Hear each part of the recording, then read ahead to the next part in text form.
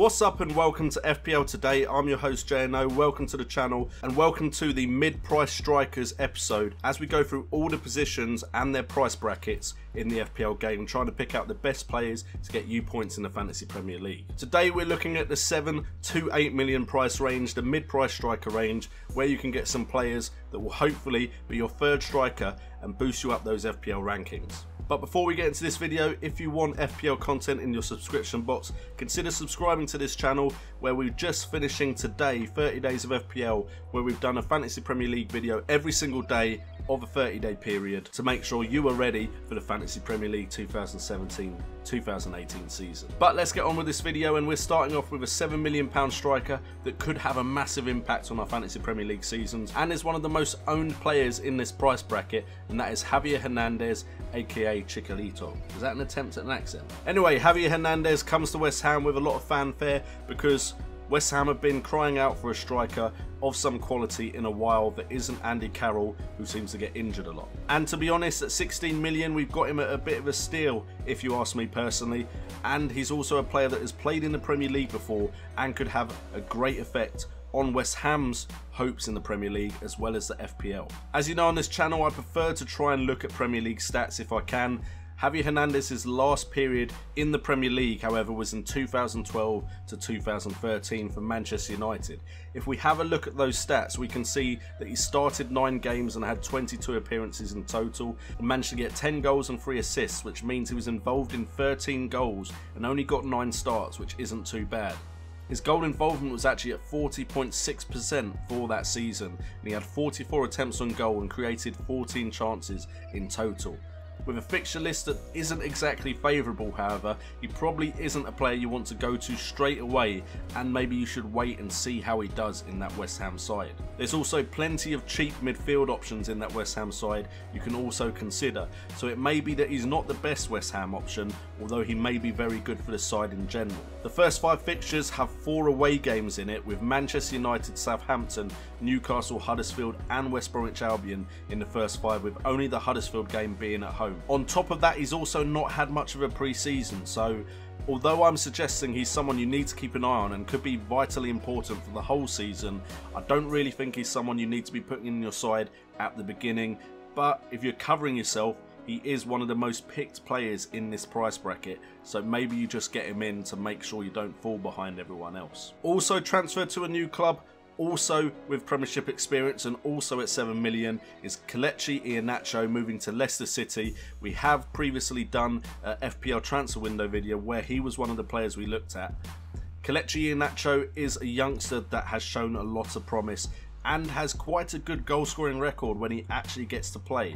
And from everything I've read, it looks like he's got a good understanding with the likes of Jamie Vardy and Riyad Mahrez if he does stay at the club. So Kelechi Iheanacho could be a very important part to the Leicester City team and our FPL seasons. He's also a player growing in stature and seems to have a good understanding of the game in general. So for a player at 7 million who last season at Manchester City only had 5 starts, 20 appearances in total, but managed to get 7 goals involved in, with 4 goals scored by himself and 3 assists. He had a goal involvement rate of 50% when he was on the pitch, with 22 attempts and 13 chances created. This is a player that could really break out this year, and it's a slight shame that he's not slightly cheaper, but at 7 million he's probably still going to be good value if he partners Jamie Vardy up top. The fixture list for Leicester is a bit of a mixed bag, with away games to Arsenal and Manchester United looking very difficult, a home game against Chelsea, but then you also have a home game against Brighton and an away game against Huddersfield. So again, we have time to evaluate him as a player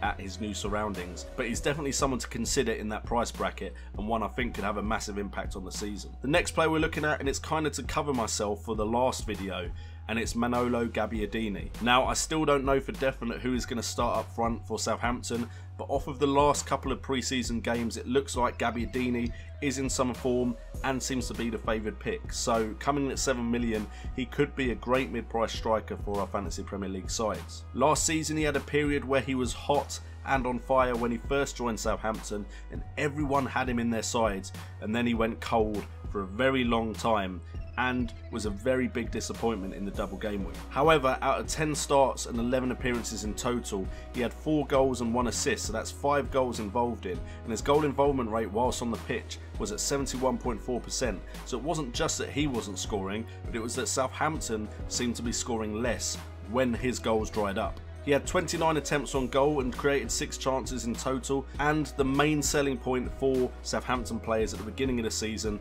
is their early start, which is Swansea, West Ham, Huddersfield, Watford and Crystal Palace, which should see them get some points. However, if you want a nailed on player, maybe you should be looking at the likes of Tadic and Redmond, who are definitely more likely to be nailed on in that side than the likes of Javier Hernandez and Charlie Austin. So to cover yourselves, you may want to wait and see who is the main man at Southampton. The next option, and to be honest, I had some bias with this one because I was looking at him thinking I'm not going to pick him, and then looking at the stats, I had to change my mind, and it is Joshua King coming in at 7.5 million. Now, Joshua King last season was around the £5.5 million mark, a midfielder, and was a must-have in your teams when he started to get in form. Because of that, he's been moved to a striker because he was playing out of position, and also, of course, has had a bump up in price. However, if we actually just look at the stats without considering price and position, last season he had 31 starts with 36 appearances in total, so was obviously a very important part of that Bournemouth side. From that season he got 16 goals and 3 assists, that's 19 goals involved in for a player at 17.5 million, and his goal involvement rate was at 48.7%.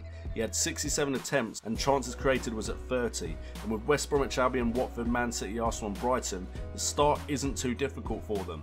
If you just forget the fact that he's been moved from midfield to forward and he's been bumped up in price, those stats are better than any other striker I've mentioned so far in this list. Also, with Jermaine Defoe a slight doubt for the start of the Premier League season, and the fact that I don't think Joshua King is going to be dropped anytime soon, if Joshua King can get anywhere close to last season, he could still definitely be worth the 7.5 million to put into your fantasy Premier League side. And then the final choice is Christian Benteke, coming in at 8 million, the most expensive player in this list today, and he's playing for a Crystal Palace side that are under new management, so this is a bit of a risky pick.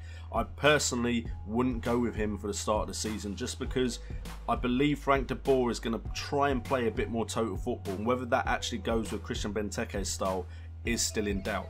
However, you can't deny his stats from last year, and you can't deny he is a Premier League striker. Last season he had 36 starts in total, getting 15 goals and 2 assists. His goal involvement rate was at 34.7%, but he had 105 attempts on goal and created 32 chances. The fixture list is kind with Huddersfield, Liverpool, Swansea, Burnley and Southampton. However, I just feel like potentially players like Wilfried Zaha may benefit more from this style of play that comes with an established Dutch manager than Christian Benteke, and Wilfried Zaha comes in at cheaper. However, we have to keep an eye on it because Christian Benteke last year had periods where he was a must-have, and also had that double game week period where he paid a lot of managers' faith back tenfold. Anyway guys, hopefully you've enjoyed this video today, the third video of the day to end 30 days of FPL. Thank you guys so much for all the support. If you are new around here, make sure to hit that subscribe button. Also hit that like button if you want to support the channel, and hit that notification bell if you want to know when I go live on the channel. You'll get a notification pop up on your computer or your mobile device. Also check out the links in the description down below if you want to support the channel in any way. I've been JNO. This has been FPL Today.